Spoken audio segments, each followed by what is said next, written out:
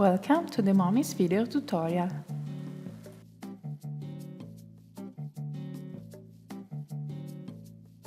As you remember, in the last video we completed the local sources section, so we can move forward to the sources annotation section. This is the sources annotation section. From this interface you may annotate each local source element. What does annotation mean? The annotation process consists in associating to each class and attribute names, also called term in the following, one or more meanings according to a common lexical reference. For example, the attribute name will be annotated with the meaning a language unit by which a person or thing is known. MOMIS allows us to annotate each term according to the WordNet Lexical Database. Moreover, it permits to import domain glossaries in order to annotate terms belonging to a specific application domain. For example, we may need to include a glossary of the tourism domain. The annotation with reference to a domain glossary will be shown in the Annotation Advanced video tutorial. Why do we need to annotate? Because, starting from the local source annotations, during the semantic relationship extraction phase, MOMIS can derive lexical relationships among elements of different local sources. For example, referring to our schema, let us suppose to annotate the attribute zip and postal code with their corresponding base forms. We discover that these base forms have a common meaning, which is a code of letters and digits added to a postal address to hide in the sorting of mail. If we select this meaning for both the attributes, in the semantic relationships extraction phase, MOMIS will derive a lexical synonym relationship between these attributes. Now, let's have a look at the annotation tree, which represents the schemas of the previously uploaded local sources.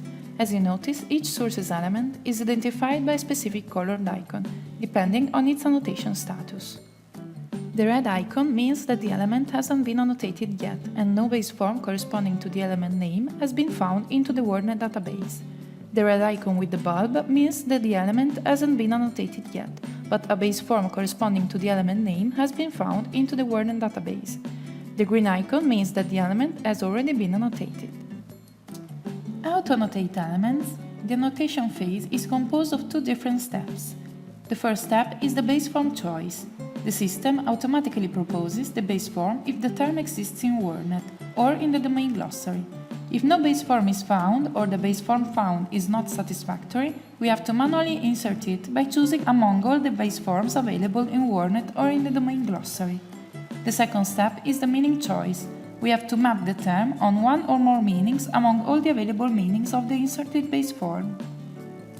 So, let's start annotating the attribute zip. The base form zip is present into the WordNet database, and we just have to choose the meaning we consider more appropriate. As you can see, the attribute icon has become green, meaning that it has been properly annotated.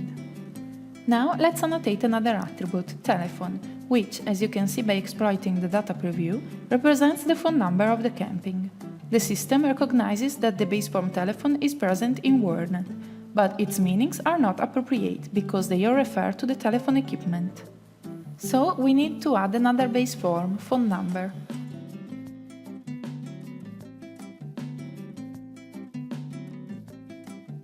Its unique meaning is the number is used in calling a particular telephone, and that's what we are looking for, so we select it and close the window. As you may think, the annotation phase is time-consuming. For this reason, MOMIS provides two particular tools for accelerating this process: the automatic annotation and the import of previously defined annotations of local sources. Let's have a look at the automatic annotation. If you click on the automatic annotation button, the system will automatically detect, for each term, the most commonly used meaning present in WordNet. This algorithm prepares terms by applying stop words removal and stemming functionalities to enhance the accuracy result.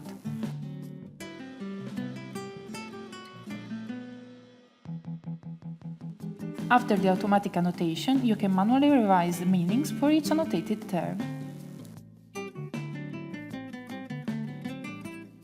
As you can see, the automatic annotation will not try to annotate the elements that you previously manually annotated, so you will not lose your work. The automatic annotation gives good results in the presence of English words, but is not able to deal with several compound words, for example, winter contact. In this case, you have two possible choices: choose an existing base form or insert the base form winter contact in WordNet. by using the WordNet Extender tool. This process will be completely explained in the Annotation Advanced video, so for now we limit us annotating winter contact by choosing the base form phone number and by selecting the meaning we consider more appropriate.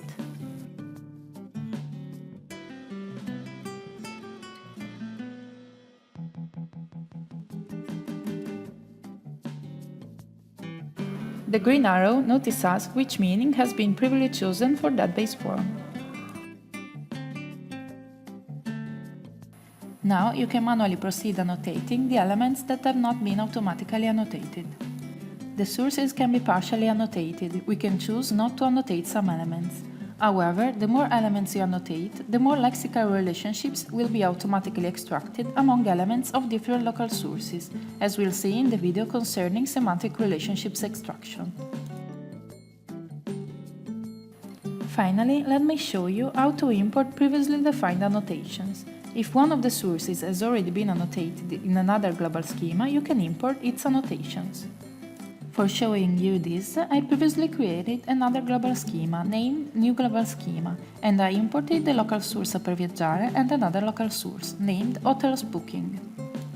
Our intent is to import the annotation of the local source per viaggiare, so we right-click on the source name and choose Import Source Annotation from another global schema.